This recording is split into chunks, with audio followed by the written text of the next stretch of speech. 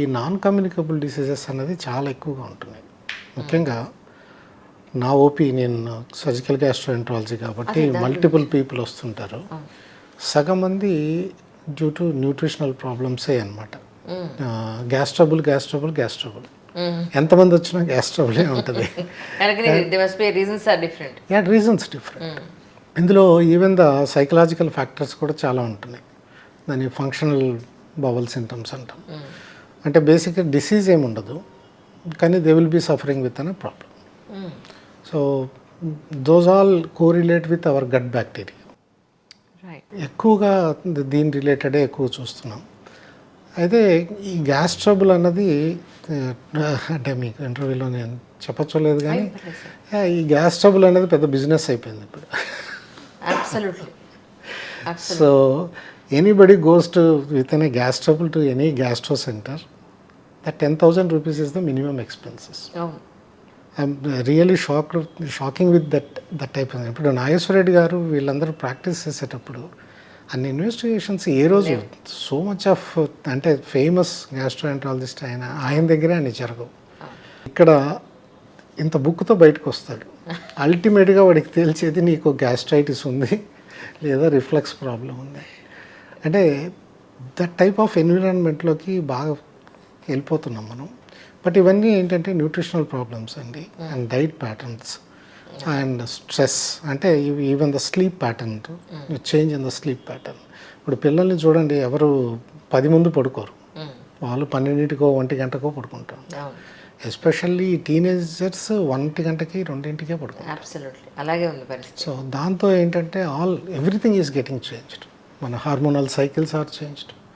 So ఇందాక మనం discuss చేసినట్టు not only the physical strength of the person is changed, the capability of the person is కూడా చాలా change అయింది.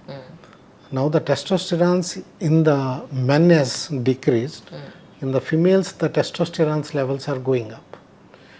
అంటే ఇటువైపు అందుకనే ఇన్ఫెర్టిలిటీ విపరీతంగా చూస్తున్నాం. చాలా ఎక్కువ, 50% ఉంది ఇప్పుడు ఇన్ఫెర్టిలిటీ అనేది విపరీతంగా. ఇవన్నీ డ్యూ టు ఎన్విరాన్మెంటల్ ఫ్యాక్టర్స్. అంటే మన న్యూట్రిషన్ దగ్గర నుంచి మన ఎడ్యుకేషన్ సిస్టమ్ అన్నీ ఒకటి కాదు, అన్నీ తోడ్పడుతున్నాయి. వాటి రోల్ అవి తీసుకుంటా ఉన్నాయి. బెరియాట్రిక్స్ ఇక్కడ విజయవాడలో మరి అంటే చేయించుకునే వాళ్ళు వస్తారా సార్? వస్తారండి, వస్తారు. The first person who started the bariatrics in Vijayawada నేనే. So I used to do good number, but I never felt some thrill in doing the bariatrics. So మూసగా ఎప్పుడు ఒకే పద్ధతిలో ఉంది, అందుకని అంత నేను దానిపైన వెళ్ళలేదు. బట్ మెటబాలిక్స్ పైన నాకు బాగా ఇంట్రెస్ట్ ఉంది. Not the metabolic surgery, the metabolic changes which we can bring by the life style changes. Not that all the patients we cannot take in to the operation table. The metabolic changes we should bring by the lifestyle changes. That is my main motto. I am making ready the team of the people and educating them. Especially liposuctionsలో కానీ బెరియాట్రిక్స్లో కానీ doctor అనే word ఏంటంటే right patient అని వాడుతుంటారు. అవును. మీ ఉద్దేశ ప్రకారం బెరియాట్రిక్స్కి right patient అంటే ఎవరు సార్? రైట్ పేషెంట్ అంటే అండి, ఒబేసిటీకి మన డెఫినేషన్స్ రాను మారిపోయాయి. ఎప్పుడైతే బ్యారియాట్రిక్ సర్జరీ ఫీల్డ్లోకి వచ్చిందో, the indications of the bariatric surgery kept on changing. The ఇనిషియల్గా బ్యారియాట్రిక్ సర్జరీ అనే వాళ్ళకి ఎప్పుడు చేసేవాళ్ళంటే BMI 40+ ఉన్న వాళ్ళకి చేసేవాళ్ళం.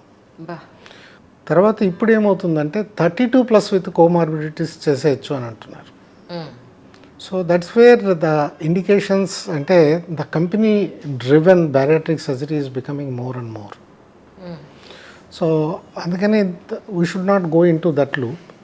Really the BMI is more than 40 with associated comorbidities, or 40తో if he has some physical look problem కావచ్చు, లేకపోతే tomorrow he's going to face the problem కాబట్టి that is an right patient for the bariatrics. But they need lot of motivation.